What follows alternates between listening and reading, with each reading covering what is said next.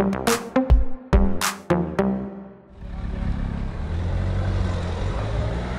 voulez regarder le soleil en face, vous pouvez le faire cet après-midi ici grâce au club Gazette. Vous donner tout pour rendre cet après-midi la plus agréable possible. Bravo à vous en tout cas. Fêtons le parc en fête, dans le cadre du parc du château.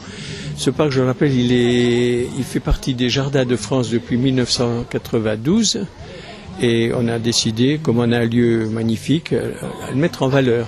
D'où cette fête qui se répète chaque année et qui permet de faire appel aussi bien à des artisans qu'à des artistes. Cette année, on a modifié un peu le programme. On a voulu surtout mettre l'accent sur le côté culturel. C'est-à-dire qu'on a délaissé un petit peu le côté artisanat, puisqu'on a d'autres dates qui ont été prévues pour ça. Et cette année, on voulait faire faire une grosse manifestation en accentuant le côté culturel. Vous avez déjà eu beaucoup de monde? Aujourd'hui, hier, la journée était un peu incertaine, le temps n'était pas de la partie, mais on a eu quand même beaucoup de monde. Et aujourd'hui, à ma grande surprise, et je suis bien content, il y a vraiment beaucoup de gens qui participent donc à tout ce qui est proposé aujourd'hui.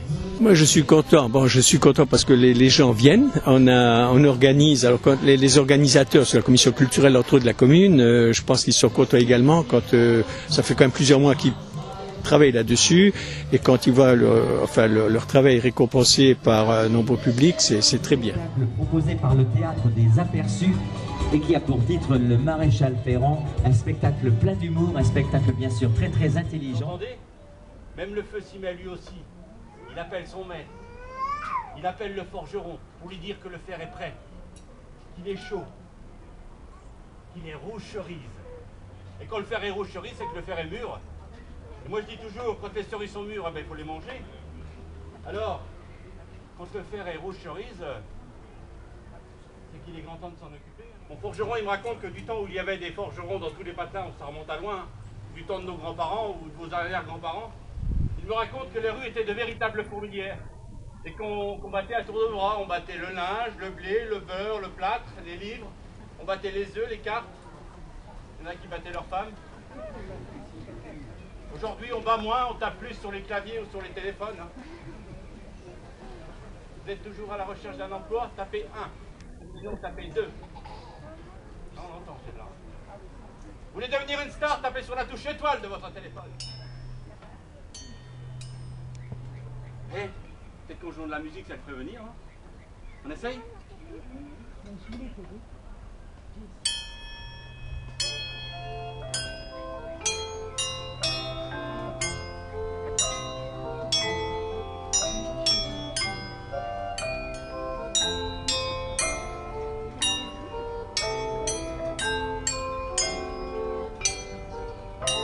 La fête du parc, on fait l'association Les Pieds sur Terre y intervient depuis plusieurs années.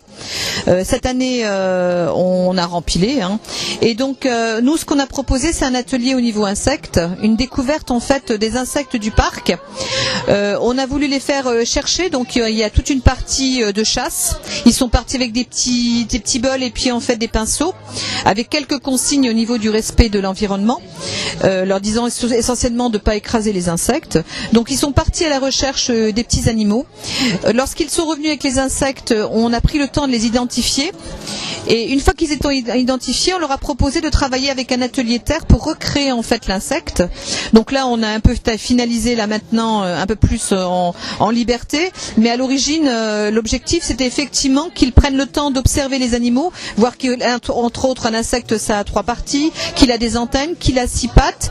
Lorsqu'on a vu les araignées, ça nous a permis d'approfondir un petit peu aussi sur la découverte de cet animal et surtout essayer d'aller un peu plus loin de manière à ce que les peurs en fait soient un petit peu réduites, parce que beaucoup d'enfants ou d'adultes surtout ont peur de ces insectes. Donc l'objectif pour le temps des orties, donc il suffit de prendre des orties, de les faire dégorger un petit peu dans de l'eau avec pendant un quart d'heure avec du vinaigre et ensuite on va faire rissoler ces orties dans du beurre ou dans de l'huile. Et ensuite, il suffit de rajouter un petit peu de crème, un petit peu d'assaisonné, moutarde, poivre, un petit peu de gruyère et on passe au four sur des toasts du pain pendant 10 minutes et la recette est prête. Vitosi, je suis herboriste phytothérapeute. Je suis issue donc de famille d'herboristes, donc j'ai grandi et été élevée dans cette ambiance et je continue donc à faire partager mon savoir. Donc je ramasse les plantes, je les transforme et je fais des boissons, je fais des tisanes, je fais des baumes, je fais plein de choses qui permettent aux gens, aujourd'hui entre autres, de déguster. Vous allez déguster, je pense, aussi. Voilà.